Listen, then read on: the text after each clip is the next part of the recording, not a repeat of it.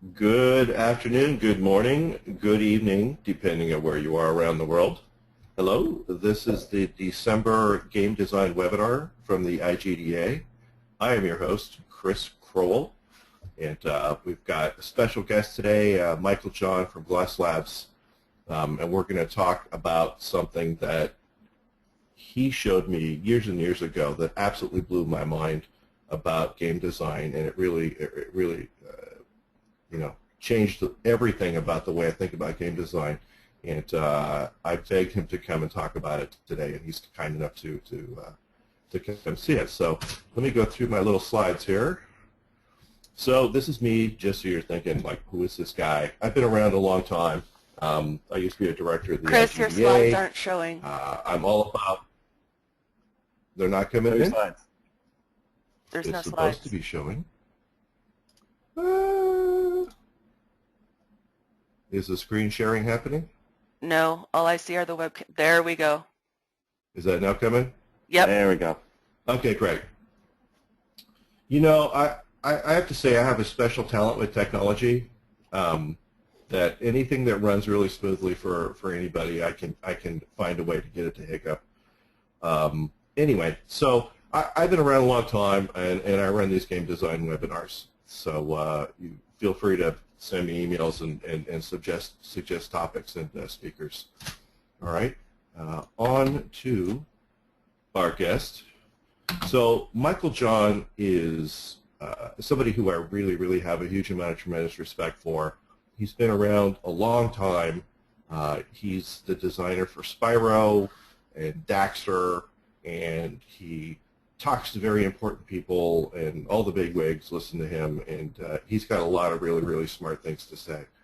And so with that sterling introduction, I'm going to get out of the way and let Michael John actually start talking about what everybody came here to do. So I'm going to find the button here that makes Michael John the presenter, and it is now over to you, Michael John.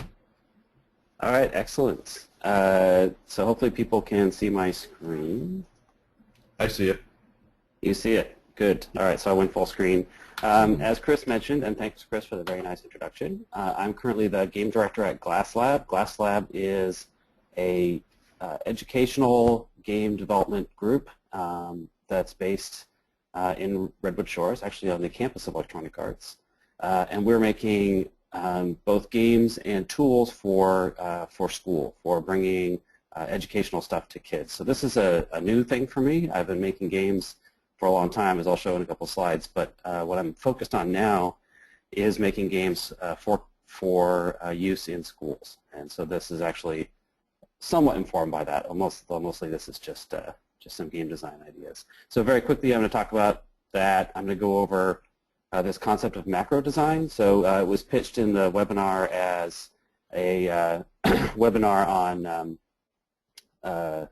difficulty ramping, which is certainly part of it, but I want to think of it as a much broader thing that I just call macro design, how that deals with the concept of engagement, and we're going to finish with something about water, and it's not just because it's raining really hard here again in the Bay Area. So I'm actually one of the co-founders of GlassLab, which has been really fun.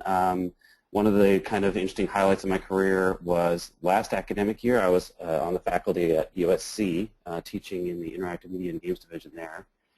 And actually the slide deck that you're going to see here in the conversation is partially adapted from one of the lectures that I would do as part of my course there, so that's relevant.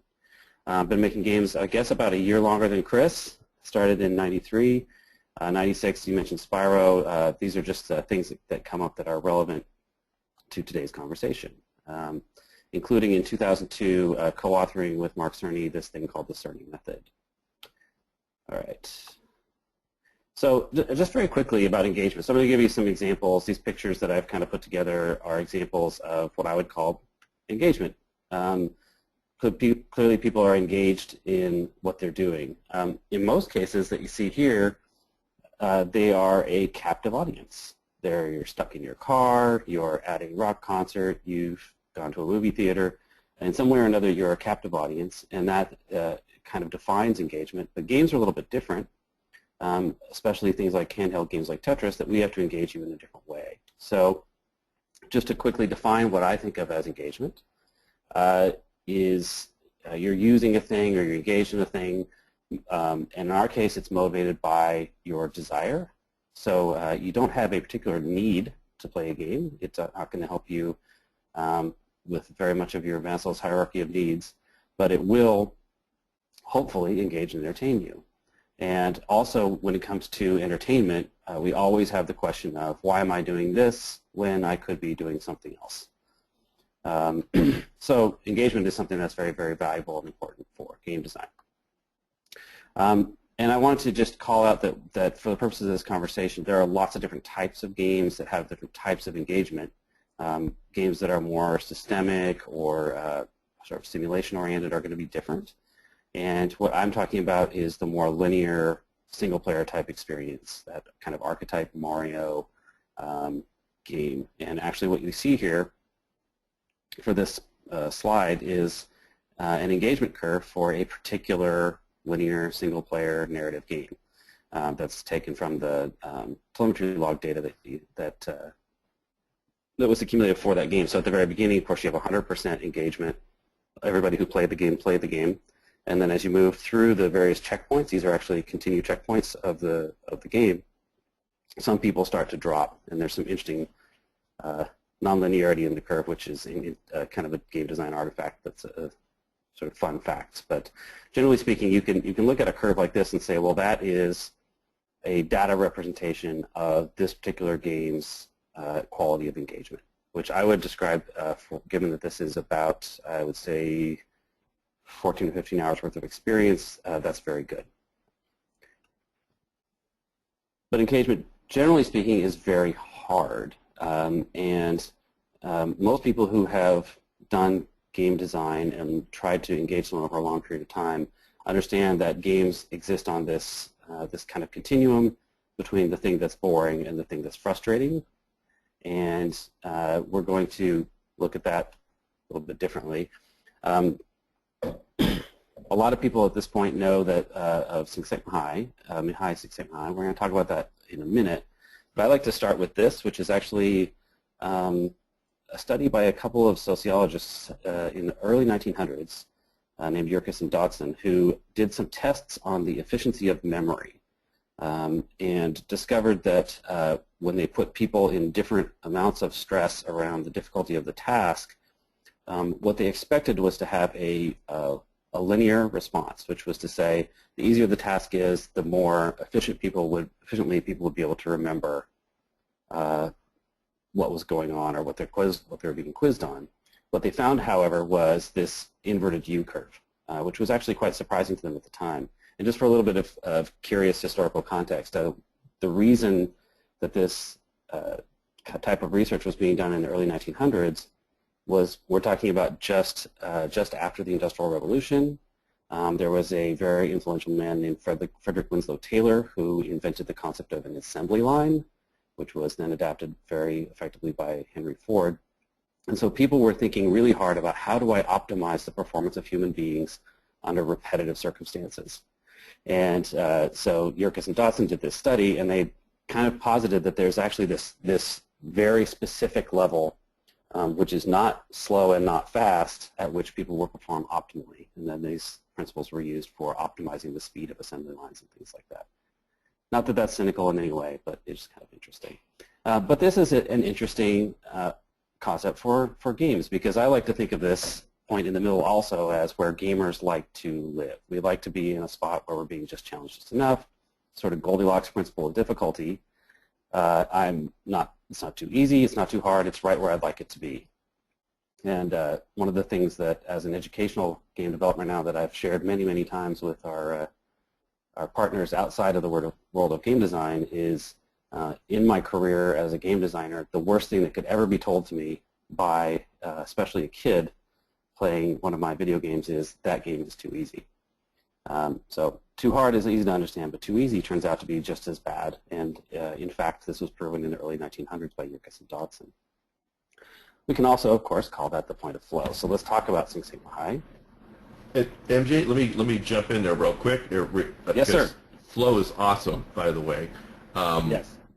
To go back to that concept of boring versus frustrating, Yeah. my feeling on that is that as the players view themselves as being at fault if it's too frustratingly hard, right? Like they're not up to the challenge, and Right. whereas if it's boring, that's an insult, right? Like you're treating them like an idiot, and you're making it too easy, and it is a personal insult to their own intelligence. And so I think that might be, anyway, it's that's my color commentary, my being John Madden to your all the other smart people. And really, thank you. No, I think that it's probably true that it's asymmetrical, that the psychology of it is not the same on either side of the flow channel. So actually the slide I've got up now is 6 sigma high. And just FYI, this book, if it's not already on your reading list as a game designer, I most certainly hope it should be. Yeah, probably what's in that lower right-hand triangle of boredom and what's in that upper left-hand triangle of anxiety are different psychological feelings, which I think, Chris, is what you're getting at. But they're both bad.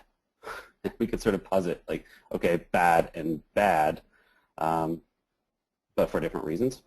Hopefully that's fair enough. And I will say this, yeah, I don't think I covered this later. One of the things that I have observed is that there is actually a considerable shift over people's ages. And for young people, children, let's say between the ages of 5 and, depends, but around 20, that lower right-hand boredom is what's bad. And anxiety is tolerable. As you shift later on into, let's say, your 40s, that completely flip-flops. And boredom becomes tolerable and anxiety becomes intolerable. And if you look at the type of games that are played by those different demographics, I think you really see that flip and how that occurs. And it's pretty fascinating. Did you want to Yeah, that was pitch in? That was I had not heard that before, and it makes perfect sense. And Yep. honestly, that should be one of the bullet point takeaways from this presentation right there, because we're always looking at different audiences, right, and trying to figure out what matters to them, and that's a key point. Yeah, it's really interesting. If you were to say, I'm making a game for kids, and looking at the exact graphic that's on the screen there, I'm probably going to go A1, A3, A4. If I'm making a game for adults, I'm going to go A1, A2, A4. As my design, can relate. Yeah, as my design principle. But let's talk about that. So this is 6 Sigma High's book called Flow, and I know very few experienced game designers who don't use his anecdotes at some point. His favorite anecdote is from tennis, which is apparently his favorite game. And he talks about how to be engaged in the game of tennis, it's very, very important to find an opponent who you're matched with just right, and that matching of that opponent just right is what makes it fun and engaging, and you feel like you're developing and you're not being too anxious by getting crushed by someone who's a lot better than you, or you're not getting too bored by someone who's lousy comparative to you. So that's the Six Sigma High thing, and people tend to sort of latch onto that and go, okay, then that's what I need to do. I need to find that perfect point, that perfect Goldilocks point between boredom and anxiety, and I've understood flow, and that's all I need to understand. What people tend not to do is actually read the text. They tend to more look at the chart, because he actually says in the book that point A4, which I assume would also apply to point A1, is great, and that is that flow experience. However, it is unstable. In other words, even if you were to find that perfect tennis opponent, sooner or later that person's tennis game is going to get boring to you. So let's look more at that. So that means that this chart, this point that I had identified as that optimal level of challenge for a player is unstable. And that's a bummer, because that means that eventually, even if I've created a really, really nice difficulty ramp, right? I've got that curve in that perfect linear place. It's that actually in itself is unstable, and I'm going to lose engagement. So even if you've built it as perfectly as you can, you're going to lose engagement, which is actually true.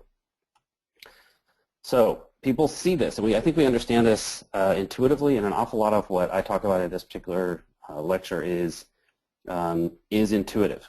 There's not a lot of super surprising things in here, but it's sometimes nice to have language and pictures around that intuitive stuff. So people have a tendency to make stuff harder. Like I'm watching in my playtests that after an hour and a half I lose engagement, so you know what I need to do? I need to make it harder. Okay, well that didn't work out too well. You know what I should do? I got a better idea. We'll just make it more complex. We'll add more features, making your producer super happy in the process. Unfortunately, both of those also fail because you're actually looking at the wrong side of the problem. And the right side of the problem is actually to go back to this chart. What people tend to miss over and over again is I see people draw a one-dimensional line from the lower left-hand corner to the upper right-hand corner and say, that's Six Sigma High's concept of flow. And in fact, he didn't draw his chart like that at all. He drew it a two-dimensional band, and he called it the flow channel. He didn't call it the flow line, he called it the flow channel. So, okay, that's interesting. He says there's actually a space in there that has to be explored if you want that flow to actually maintain. So if it's unstable, how do I maintain it? And this is where I get into this concept called macro design, with credit actually to Captain Marvell. I have no idea why I call him Captain Macro Design, but Chris, I thought you'd appreciate him being part of our conversation. I like that. Yeah. I need to get myself a cape, I think. I already have the tights. That was TMI. Yeah. So if I've got this problem of engagement that drops over time, Captain Marvell has actually proposed, or Captain Macro Design has proposed something for me. He says that instead of trying to produce a linear difficulty ramp, what if you instead produced a sinusoidal difficulty ramp? That's unfortunately not a very perfect drawing of a sine wave because I kind of freehanded it, but it's, if you can imagine that the difficulty goes down, goes up, goes down, goes up, goes down, goes up, that's actually going to be more engaging. And if we look at what are the things that could be in there, there's difficulty and variety. There's also, let's say you're making a horror game, there's how scary is it? Let's say you're making a story game, like how much am I doing exposition versus action? Maybe I'm making a racing game, is it a straightaway or a corner? Like all of these things turn out to have the same basic pattern, even though we're talking about some really, really different game genres, where I've gone from something that's relaxing to something that's engaging to something that's relaxing to something that's engaging. And actually, I'm gonna drop a reference here to something that's not in my slides, but Mike Booth from Turtle Beach Software, who did Left 4 Dead, or did some of the systems for Left 4 Dead, wrote a fantastic paper on the way Left 4 Dead manages this exact issue. And in fact, the Left 4 Dead games manage it programmatically through an algorithm that spawns or despawns monsters based on giving you this sinusoidal curve of engagement interaction. So another bullet point there, go find Google Mike Booth, Left 4 Dead, find his paper. It's worth reading every word of it. It's fantastic work. And it goes to, then go back and play Left 4 Dead again and you realize just how much you're being manipulated. It's awesome. This is another example from a particular game of the difficulty of combat. And this was something that was done without sort of advanced planning. This is kind of a post hoc analysis where we went back with the designers and said, well, what was the varying levels of difficulty of those different things? And they kind of thought about it and produced this graphic. And it turns out to be fairly sinusoidal. And that's pretty cool. And that turned out to be something that was pretty engaging. Not coincidence. So what I'm going to argue then is that if we look at that flow concept as not a linear line, but rather a channel with a width, and then moving back and forth through that channel is actually what we're meant to do. And so if we look at Six Sigma High's drawing there with the arrows and the A's, he's talking about moving in and out of anxiety and in and out of boredom, which may in fact be more accurate. But in general, we want to say that there's not such a thing as perfect difficulty. There's not such a thing as perfect variety. Everything has to be constantly in a wobbly state, which again is intuitively, I think, reasonable, but people find it difficult to plan for that. And so that's where this gets really interesting. So I think that, my own terminology when I think about this stuff is sort of going from that sense of challenge where you're learning something new and you're in the Padawan stage, right? And then you get to use it in what is now an easier phase, and you stomp all the little guys that were giving you trouble before, right? And you have that mastery and that sense of ha ha ha ha, yes, I am the master of this, and then I mean you can't live in either place, right? Like you want to climb that hill, and then you want to stand at the top of it for a second and really enjoy that and have that moment of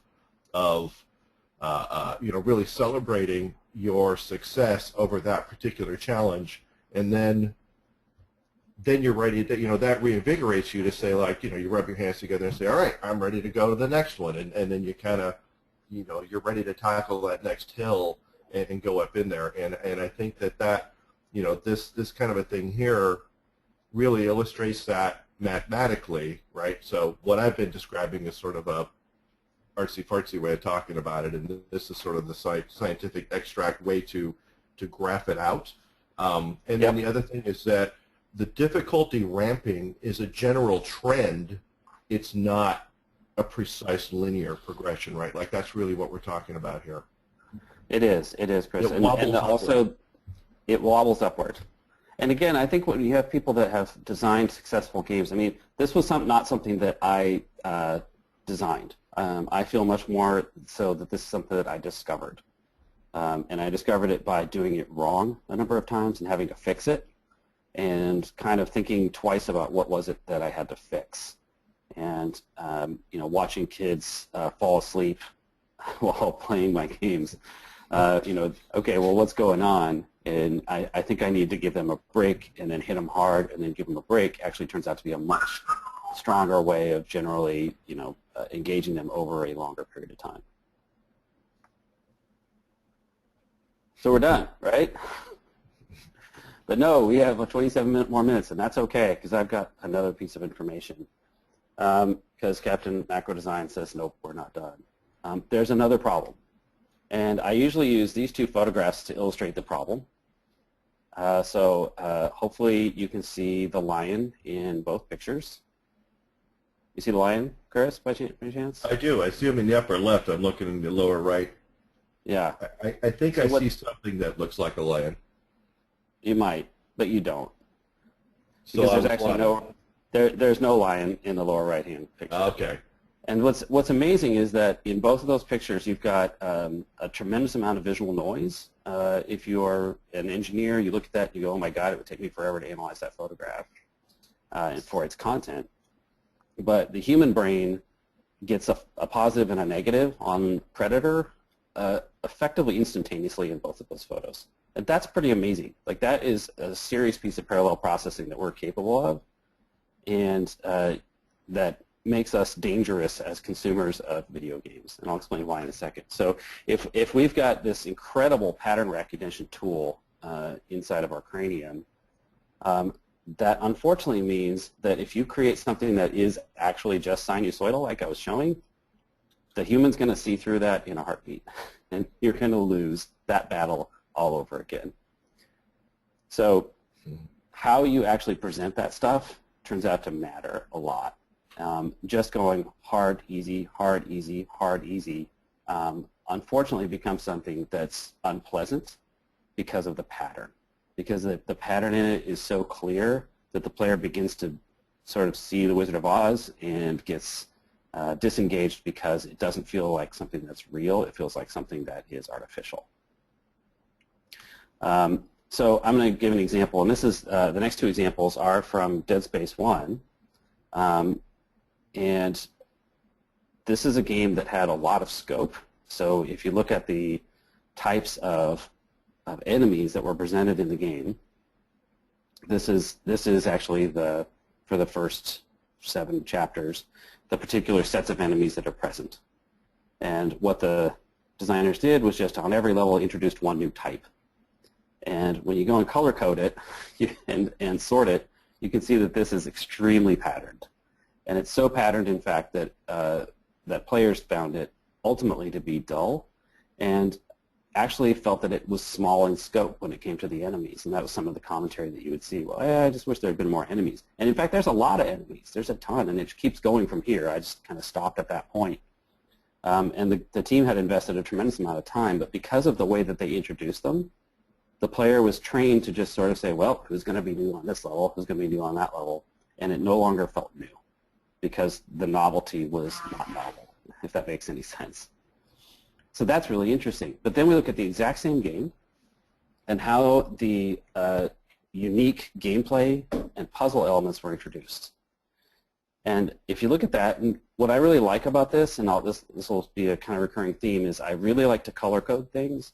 And so if you actually kind of blur your eyes or take this into Photoshop and put a blur filter on it, you don't have to be able to read any of the text to see that the introductions of this is very unpredictable.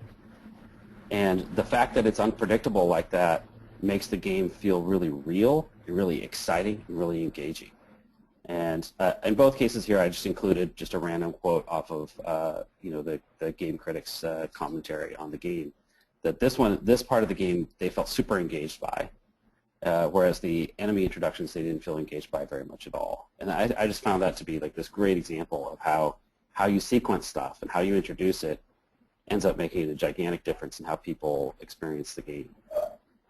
So it looks to me that if you back up one more to the introduction of the enemies, right? Like this is something I've been doing with my designers is we lay the stuff out on a spreadsheet and do exactly this because we're as designers we're pattern recognition guys too, right? So by putting it there, you can see this is abstracting the elements that are going to be in the game, right? So by looking at this from the 10,000 foot level, you can see how you're putting these in, how these the abstract representation of these major beats in your game are being presented, and then that gives you the ability as a designer to break them up and avoid this kind of smooth, boring presentation. So I think that's I always try to say like this is why this is useful to you as a designer. So it does, yeah. And I got more examples, so don't worry. Okay. So jumping ahead, this is actually another game, independent of those other ones I've been talking about, that I happen to be the lead designer on. And this was our opening sequence of how we introduced the various types of play in the game, which I found to be really strong. Although when I showed this to my class at USC, somebody pointed out to me that you do 2 Bs in a row. What's up with that? So damn you and your pattern recognition machine. You're right. We tended to do 2 Bs in a row, and we actually had quite a large gap between the second A and the third A, and so this probably could have been a bit better. Sorry. So if I was going to redo it, I would probably go A, B, A, C, D, B, A, B, C, D, B, B, A, B, like that. But what's fascinating is that we had this entire conversation. This happened during class.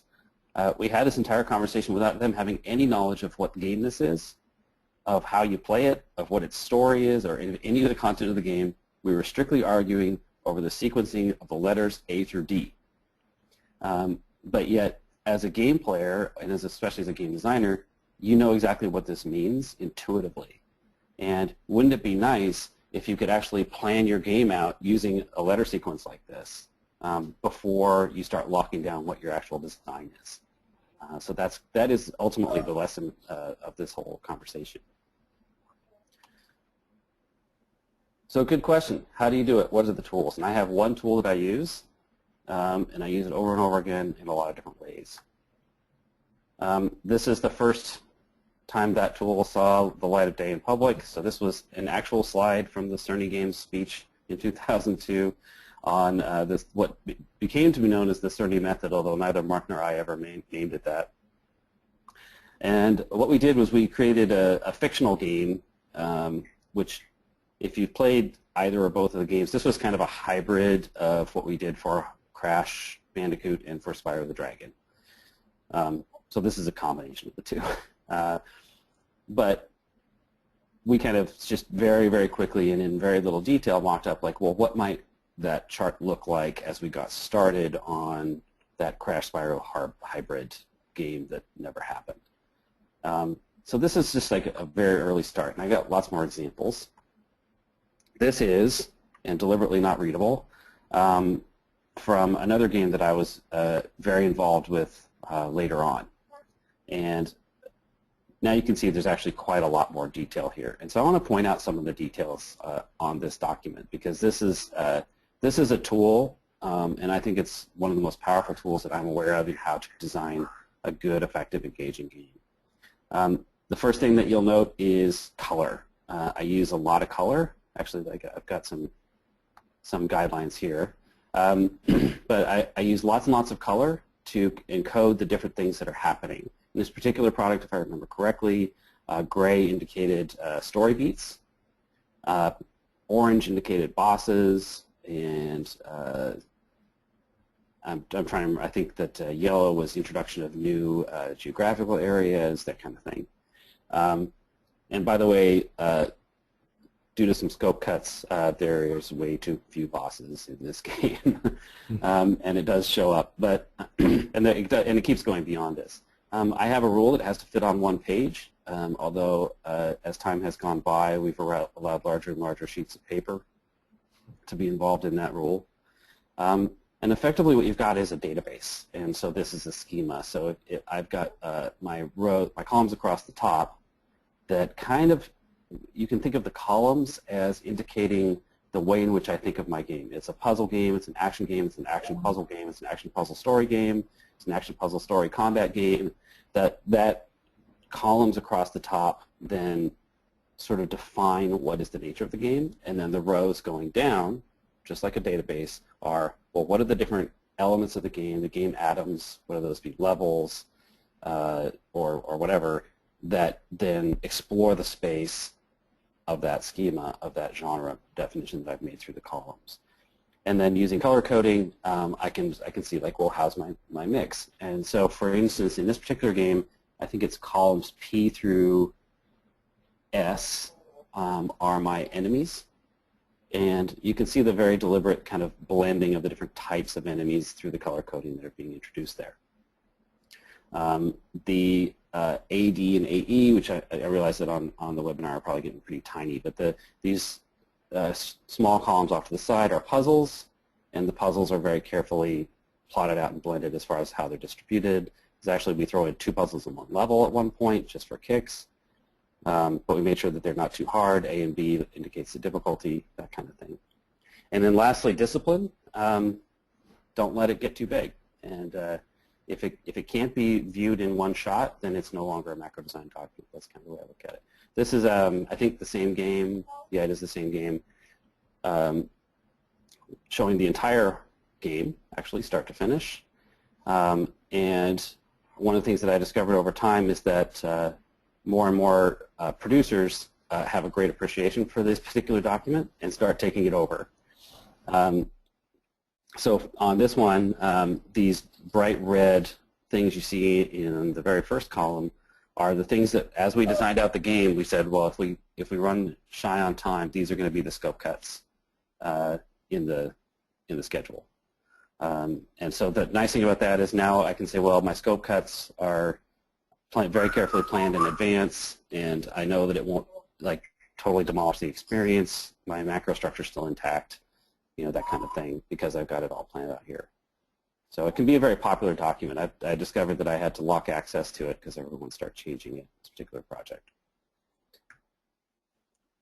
Also wanted to point out that this is not something that I do alone. This was Rich LaMarchand, who at the time was the creative director at Naughty Dog, talking about the macro design document that they created and used for the first Uncharted at Naughty Dog. And this, I think, yeah, this was a presentation he gave at the DICE conference in Vegas. And what I listed across the bottom here, because it's very hard to read, this was somebody taking a photograph of his, might have been me actually, of his presentation. These were his columns. This was the schema. So he had locations, story beats, core mechanics, special mechanics, enemies, and allies. And that was effectively the schema of Drake's Fortune. And then the rows, top to bottom, is how the game progressed. And one of the things that Rich talked about in this particular speech that he gave at DICE was the extent to which this document was completed something like 9 or 10 months in advance of the game being completed, and basically unchanged at that point forward, which is a huge factor in how they're able to deliver it, on time. So that's the summary. Unlike what you often hear, flow is unstable. There's no such thing as a perfect difficulty ramp, and in fact, a perfect difficulty ramp is by definition imperfect. Secondly, that the way you get around that is building something that's kind of wobbly or that has an oscillation between too hard and too easy, rather than trying to find just right, and calling that the flow channel. And then lastly, you can't just let it be at that. You actually have to mix it up. And actually I wanted to point that out in that upper right-hand corner chart that you see here, which was a really nice game that was very playable and fun. There's some really nice randomness in that particular chart, and just wanted to point that out. And yes, that is my parrot who sings the Totoro theme from time to time. So when I started giving this talk, which was a couple of years ago, there was a big kind of conversation going on in the zeitgeist of game design about whether these kind of tools, these tools that produce strong engagement, have a moral dimension. So John Blow gave a talk at Rice University that was very influential. There were some other conversations that occurred that, if we're able to kind of hook people with these tools, and we are, is that perhaps evil? And so when I first gave this talk or had this conversation, I gave what was a bit of a cop-out answer, which was this quote from Democritus, which basically said, well, maybe. The solution, I think, the way I read this metaphor from Democritus is becoming aware of the tool and aware of how it can be used is actually how one insulates oneself from the badness of it. The remedy to the possible evil of water is learning to swim. That's fair enough. But I think as time went by, I decided that was also a bit of a cop-out, and I also had an opportunity to discover something that changed the way I look at this a little bit, which was to ask whether these exact same tools actually can be used specifically for something that's good and positive. And the answer is yes. As I've learned about education and how teaching works as part of my new career, my second career, if you will, I became aware of something called a learning progression. Chris, this learning progression may look familiar to you. Just a little bit. This is actually not a legit learning progression. The ones that you see that are product of research are considerably harder to read and more scientifically accurate. But if we can imagine that this is a list of things that should be done in sequence for a young child to get an intuitive idea of the concept of area as opposed to length. What are the things that we want them to understand? Well, we want them to understand that squares are really important to area, that those squares are unit squares, that if you're going to actually use unit squares to measure a space, accuracy is really important, right? And on it goes. And I thought about this and I went, well, that sounds really familiar. In fact, the fact that these are ordered, right, this ordering does not necessarily represent a taxonomy of this idea. It's not the clearest way of understanding it. It's just the way that people tend to learn it. And the fact that those are different was really fascinating to me. And I started to think about what I know about game design and the way we order things and present things in game design in the context of this. And so I wanted to show another document. This is, again, something I just put together just actually last night. But imagine that we're making a game about teaching a young child this intuitive concept of area, and I wanted to make a macro design document for that game, and this might be what it looks like. And I'm doing the same kind of thing where I'm introducing different play modes, different mechanics. I didn't even get into difficulty here, but it might be really interesting to use this exact same kind of tool to to plan out how we teach that, and that as a game designer, I have an understanding that using this tool and using these methods will tend to guarantee engagement over the course of that experience. And Captain Macro Design says, I like it. I think this is something really useful. And in fact, I think this is something, if there's anybody on the call who's involved in game-based learning, we talk about engagement as being this this big win for why game-based learning is good. And I think this particular part of it is actually underappreciated. People look at the ability to practice something repeatedly and stuff like that, which is also true in games, but they tend to miss out on this macro design piece, which I find kind of ironic, because the world of learning has their own patron saint. So if our patron saint in game design of this notion is Mihai Csikszentmihalyi, the patron saint in the world of learning is a guy named Lev Vygotsky, who came up with a concept called the zone of proximal development. And that is to say there's this magical space in between what the learner can do without any help, what the learner is completely incapable of, and that is that zone in which the learner can do new things. And that's where a teacher should be spending his or her time with a given individual. And that looks an awful lot like flow to me. And in fact, I would argue, hey Lev, did you realize that that's unstable and that we actually have to move in and out of that space between different activities? And he'd probably say, yeah, of course. Because actually that is how great teaching happens, is an understanding of how kids, while they're learning, or frankly adults, move in and out of that zone of proximal development. And we actually have the tools as game designers to manage that process in such a fashion that we can make these tools that teach that are really, really powerful. And so my argument then becomes, well, these are tools. They're just tools. They're water. We can learn to swim. But perhaps we can fill a really neat bucket called games for learning with that. So that kind of wraps this conversation. I hope we got to the mind-blowing part, Chris, at some point. And I definitely got to where this has led me as a game designer who is doing learning games. And I hope that maybe it's going to be inspiring to one or two folks to think about learning games as part of the application of this toolkit. And with that, I'll hand it back over. Well, thank you very much, Michael John. You bet. We're now into the Q&A part of the session. Let me make sure that I'm actually. Is it back to me? Let's see. I'm going to make me the presenter. Boom, boom, boom. Voila. Okay. So we're back here. Let's see if I go forward. All right. So this is. I'll just leave this up right now while we talk about things. So, guys in the audience, go ahead and type in questions. I don't know whether I've got some sort of technical difficulty on my end, but I'm not seeing any questions yet. So, there you are. Here we go. Great. Ethan Levy asks, what would you adapt this? What would you adapt this macro design concept, or how would you adapt this macro design concept to open world game design? And Ethan says hi.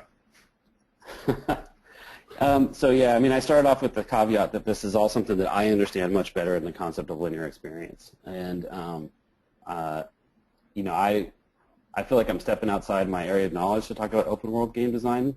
But what I've discovered, through playing them, is that they don't give you, like the ones that I enjoy, don't give me everything at once. They give me stuff bit by bit. Okay, now you can actually get a vehicle. Now you can get a different type of action. Now you can jump over walls. And the way in which that's planned out, I think still applies, that it's actually very, very similar. So it may not be spatial, but it's in terms of the player's mechanics and opportunities that are still planned out with something in mind. So that there's still, if you don't, we talk a lot about surprise and delight. Like we want to surprise and delight our players. And if you haven't figured out how to hide things and reveal them at the right time, you're going to have a lot of trouble with the surprise part, and you may start struggling with the delight part as well.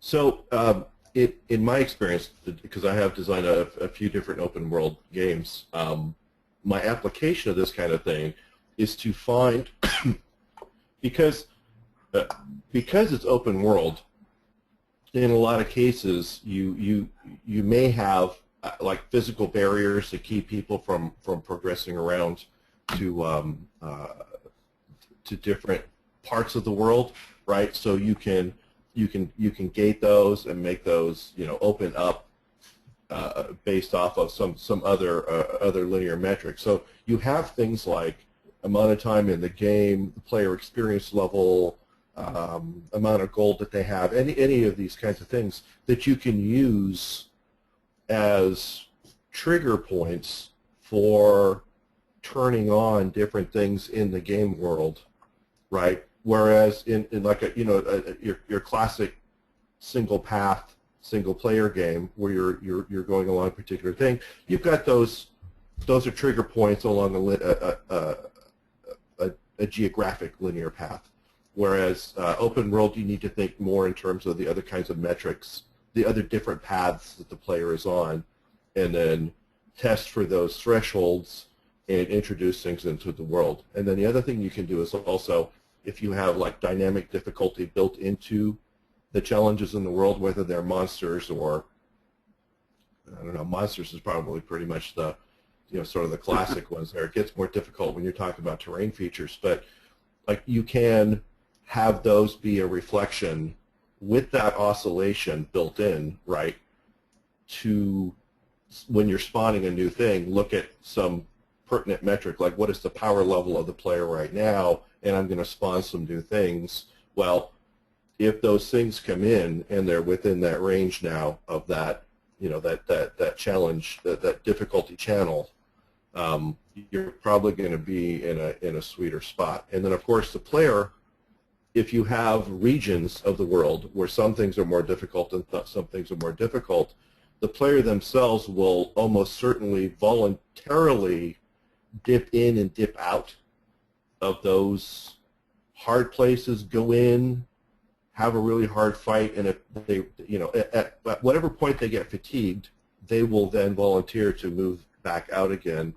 And the open world is all about letting the player choose to create, kind of craft their own level of experience there too. So you don't have the control over it, but there are things that you can do to provide a variable challenge space for the player. Anything to say on top of that, MJ, or I'll move on to the next question? Yeah, let's jump ahead. Actually, there was a fun question from Matthew. Yep. So he was asking, actually, I think an interesting follow-on question to Ethan's, which was specifically about procedurally generated levels or roguelikes, right? And I think there would be, I think it would be a fascinating project, and it could be a really interesting project to say. Let's say you made that database, right? You made that thing I call the macro design document, and you populated its columns with the particular things that your roguelike introduces. And then you actually wrote a piece of code to interpret that and say, make my next procedurally generated level based on the definitions here in that rows and columns thing that I've created. And what happens? And then, of course, with a few die rolls and stuff like that to make sure that it stays mixed up. And then, I think a roguelike would be an amazing place to experiment with this idea because, actually the game itself can be modified by the document. So I think that would be really, really interesting. It'd be like, I'm thinking like that sounds like an awesome student project, like somebody should just do, and prove that well, MJ was full of crap. It turns out that changing the sequencing doesn't matter or whatever. I think that would be. I think it would work really, really well. I have nothing to add to that. I think that would be really cool too. Actually, there is. Honestly, I think I'm going to ask you back another time where we can discuss that sort of quantifying challenges in a mathematical way and then combining those elements to reach a desired level of difficulty. That's actually what I kind of thought we were going to talk about, but you've hit it at the 10,000 foot level, and then that's more of a real focus kind of a thing. So honestly, I'm gonna have you back to talk about that. Okay, so let's take a look. Lucas Lima da Silva asks the question, hi, my name is Lucas. Good afternoon. What advice can you give to beginner game designers who don't have a portfolio or experience? So this is kind of a general question that's outside the scope, but it's a classic question. It's a classic question. So fire away, MJ. You're a vet. And yeah, and you know, Chris, that you can. I'm sure you could give it as good an answer as I could to this. But and this is something that's changed over time and has changed in a way that's just so cool, which is, you know, there's nothing preventing anyone from making games anymore.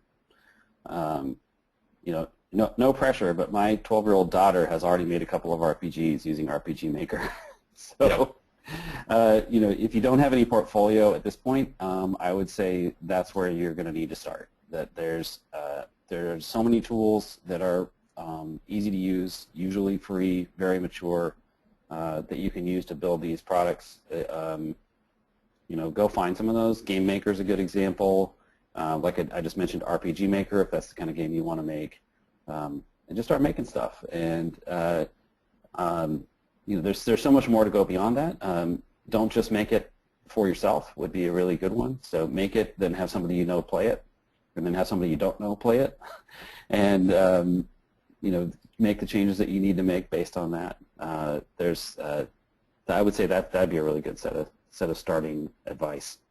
That's exactly what I was going to say too, right? Like that there's nothing beats actually doing it, right? So just start making a game, right? And as the tools are there, make the game, and then the other half, once it's to a place that you like it, find out all the things you got wrong by having someone else play it, and then you'll see that, you know, there's a lot of things. There's nothing as stupid as a player who's playing your game, right? Like they don't understand what's going on inside of your head. And something I tell my designers all the time is you don't ship with the game, right? The game has to stand on its own, and so somebody, you know, at the beginning you're going to get to stand behind them and tell them, oh no, you need to hit that button or go through that door or whatever. You got to take that. You got to understand that means that somebody is not understanding what's happening, and the game isn't giving them enough information where they can play it, or you're just not, because you're present, you're not giving them enough time to figure it out, and they want you to go away so that they have the pleasure of you know, beating that challenge themselves. So honestly, just make games. That's the best thing, and then just you know, be involved with the IGDA and other game creation communities. Absolutely. And keep your ears open and be ready to work really hard. And just let the love of making games carry you forward, because that's where you have to be. And by the way, I realized I wanted to give a quick follow-up to the question about the roguelike that came from Matthew, which is I would really advise somebody who's thinking about procedurality in this question to read Mike Booth's paper. Like Mike understands it just far better than I do, and the paper is terrific, and just really exposed the way in which he was thinking about, well, what's the algorithm I would create that would create this wobbly experience for my players. It's really, really great. So I'll try to find that and put it in the description when we post the video on YouTube. Yeah, that'd be great. You can find it as a PDF on the internet. Yep, that's my plan. Okay. Oh, so this is an interesting question. All right, Nishant Sood asks, how can this game design principle also work on small-scale mobile games? And sure. I think we just saw an example of that. Honestly, you know what, MJ, I'm going to hand it back to you. Okay. So you can throw that slide up again. So there's a. Oh, you want to see that slide again? Yeah. There's a terrific example of this, by the way, in Candy Crush Saga. So I played like far more of Candy Crush Saga than I wish, and so much of that comes down to the way they would introduce the new item types in that game. Like, it was just so well constructed. It just makes me sick how well they did that. And if you were to go back and play Candy Crush and say, well, at what point in time was the chocolate introduced or the breaking things introduced, and then it would disappear for a little while and then it would come back, and like, how hard was that level and how easy was that level? And it's built so ingeniously. And Angry Birds, same thing. Those games are built incredibly ingeniously when it comes to the macro design. But I would argue that it's almost more important with those games to build your macro design correctly than it is with a linear narrative game. So you wanted to see which one, Chris? This one? Yeah. So for instance, there's that, or this even one? like that one there, right? Like this is Okay. a small game. Yeah, it's a small game. That's right. Yep. But this sequencing that you get here, which by the way could be better, is. Yeah. But it's a good start, right? And what's awesome is as we can look at this and we could have a conversation over this over the entire game without having to play it and spend a bunch of time that's really, really hard to argue over the details. That we can argue over the structure and agree on the structure and then let that drive the details. That's really the concept here. When I have applied this to other games, like we'll sit in the room with a whiteboard and map this out just like this, and then just start moving things around to make sure that we've got it all broken up the way that we want to have it broken up, and to have the different all the different things that the player experiences, right? Because it's not just mechanics. It's I'll go ahead and grab the presenter thing back. Yeah, not just mechanics. It's so one of the things that I threw onto that was what I call the challenge modality. So is it discovery or optimization, which is two kind of different ways of thinking about playing a game. And the fact that we do move back and forth between those in that example is really great. Like, okay, I discovered it. Now I'm going to practice it for a while, and I'm going to get really good at it. Oh no, that's a new thing, and it came at a time I wasn't expecting it. And then that's a game that's engaging, and that's going to have people stick with it.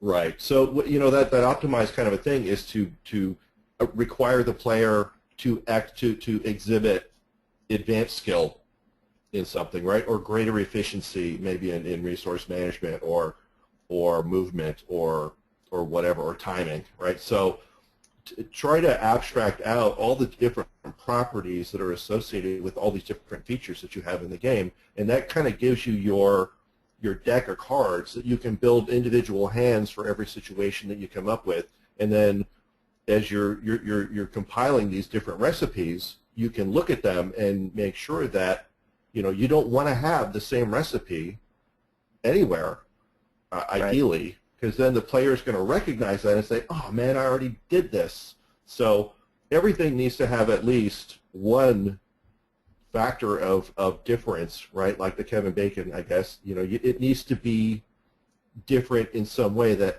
it's that thing there. I need to build a bridge out of these blocks, but I have a time constraint, or I'm being attacked by a monster, or I have to explode the rocks out of a cliff face and then drag them over. Like all of these things, you can kind of take that sort of same situation of like I need to take blocks and build a bridge, and create variations of that so that the player has that sense of instant recognition of kind of like, well, what's the victory condition for this situation? And then, but the challenge is different, and that's a way of exploiting a lot of the same kind of functionality in the game, and yet keeping it fresh for the player. So let me.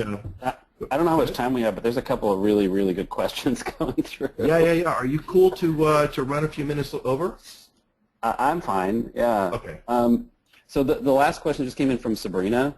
Yep. And she was asking a very thoughtful question about, Sabrina, you also mentioned learning games as being a particular setting, but like, at what difficulty level should a new concept be introduced? And that's a really interesting question. So I'm going to talk about it first from just a pure game design point of view, and then I'm going to talk about it from a learning game point of view. And the answer from a game design point of view is there's no right answer.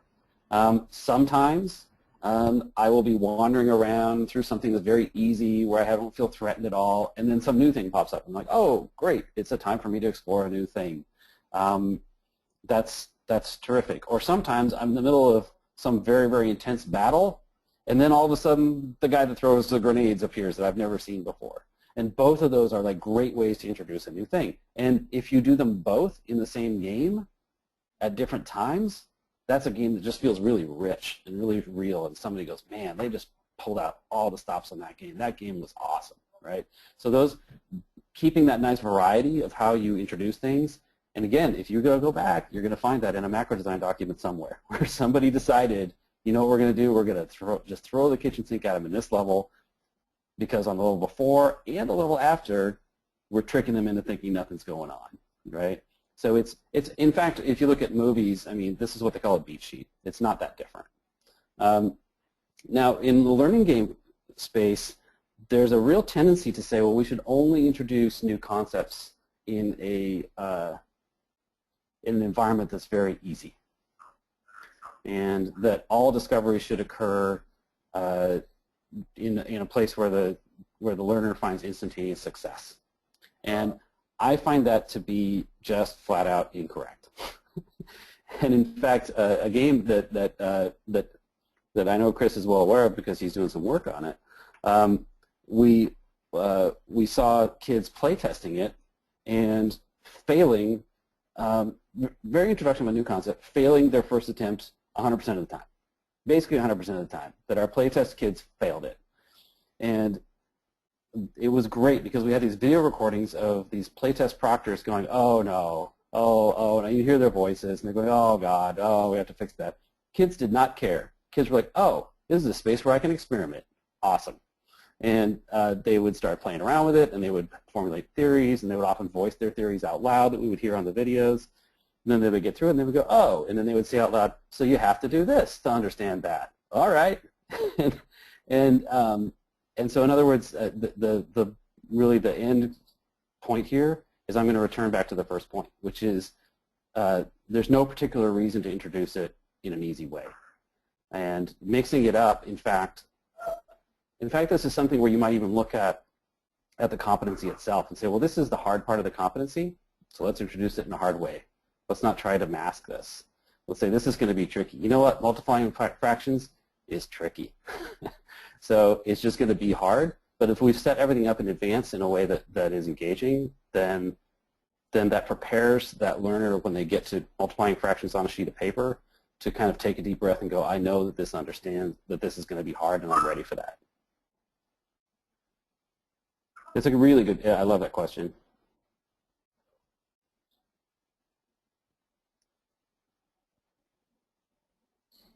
So Chris, should we continue to go through some of the questions, or you want to wrap it up? What's the plan? I have coffee.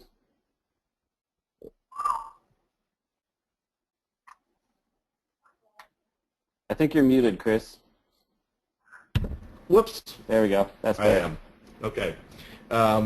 Okay, so there's some great questions here. I got one I want to throw in here real quick because I'm not excited to do that. Okay, so what role, you touched on it a little bit, what role does failure play in that challenge channel, right? Like, should we plan to force it, kind of a thing? Like, I know that a lot of the old Japanese games had what I hated, which was called, die to learn. And the cost was, like, you just don't even know. There's no clue that there's this lethal thing lurking around a corner, and you on the first playthrough, guaranteed you're going to die. And then which was okay, but the cost of recovering from that was like a minute of reloading everything, which really annoyed the hell out of me, right? So anyway, what are your thoughts on incorporating that kind of failure into it? Yeah, so productive failure, that kind of thing. I mean, I actually think, Chris, that's an hour of conversation just to get started. All right. But failure is good. Failure is not the thing that we should shy away from, and in fact, it's an integral part of the gameplay experience. Otherwise, it's a lecture. That's right. That's right. Yep. And one of the things that I'll just toss out there really quickly is when it comes to learning, and school trains kids to believe that all failure is bad, so that 52 out of 53 on a test means you missed one. And games say 52 out of 53 means that game was too easy.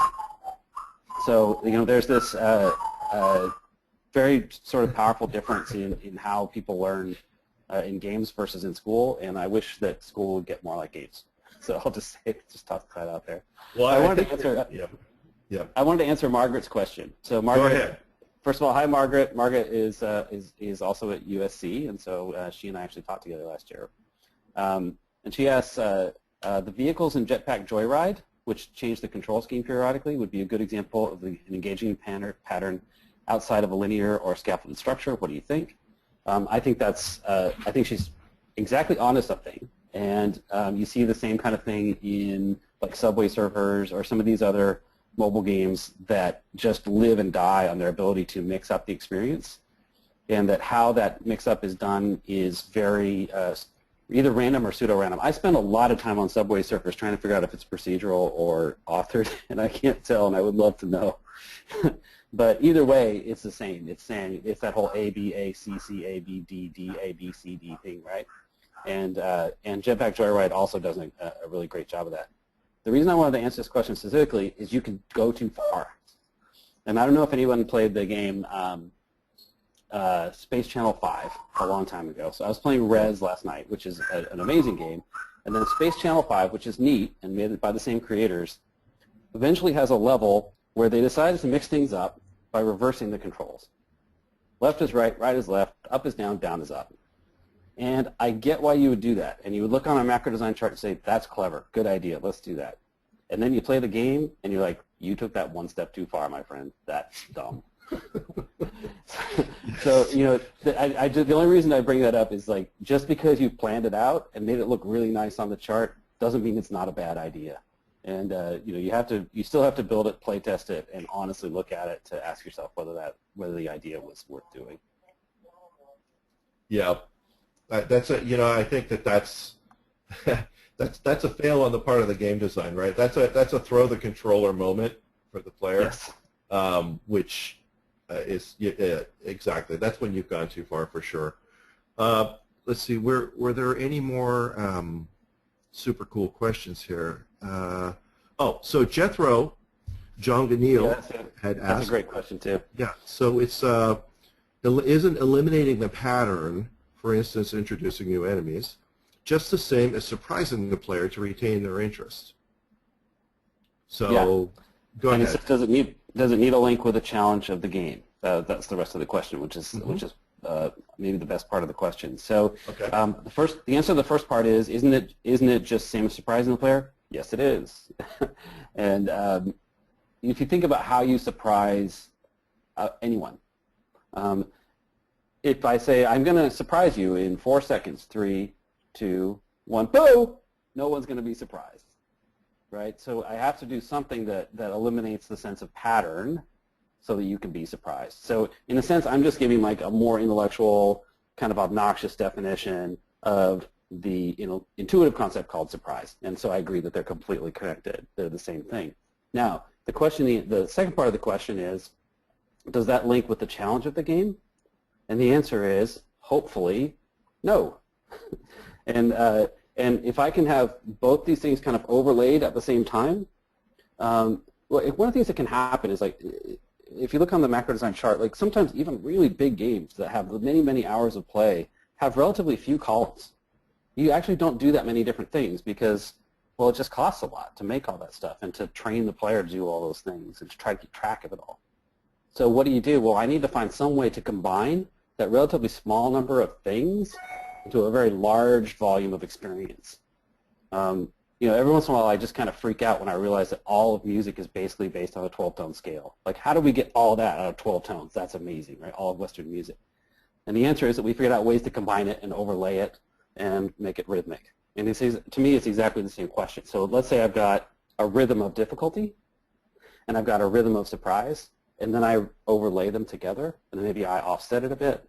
And now I've got like a game design that feels really, really rich and full, not predictable, not formulaic, but something that feels really real and awesome. So I think it's how you make those interplay where a game really starts to sing. So I think that there's another thing, emotion that's tied to that surprise, right? Where you come across something that you weren't expecting, and that's that sense of anticipation, right? So if you know what's around the next corner, or you know that you've figured out the pattern, and you're like, okay, you basically now you're describing a grind, right? Where there's Yeah. no you just know that you need there's only execution, right? So that sense of anticipation is what you get by wobbling these experiences so that the player doesn't, they have a sense that it's like, okay, it's probably, I know I'm ramping up, but I don't know exactly what I'm going to run into next time, and I can't wait to see it, right? And I make a prediction in my mind, and then I see whether I'm right, and I see what the player, what did the designer give me this time, and all that kind of stuff. So all of that is really, really great flavor within the game experience. Yep. Sometimes I want to be right. Sometimes I want to be wrong. That's the reality of it. Yeah. Okay. Well, we're now 10 minutes over, and we actually started on time today, which is fantastic. So thank you everybody for attending. As you can see, that I'm just going to talk a little bit. Well, first off, thank you, Michael John. You're a super busy guy, and you gave us an hour of your time today, and I really, really appreciate it. And if you enjoyed it, maybe we'll try to do this again sometime. I'd love to have you back on this. On the IGDA is, I think everybody knows, we're a volunteer organization that is all about having good stuff for game developers, right? So we're game developers helping other game developers. Part of what we're doing is this series of webinars. So every Wednesday at this time, every week, we have webinars on different topics. And if you can think of a topic, or you know of someone who would be a good presenter, go ahead and send us an email at webinars@igda.org. Let us know. Yeah, thanks for having you. And this video will be on YouTube at some point in the future when one of our volunteers gets around to putting the right bookends on it. Thanks so much. Bye-bye. Thanks for hosting, Chris. Yeah, you bet.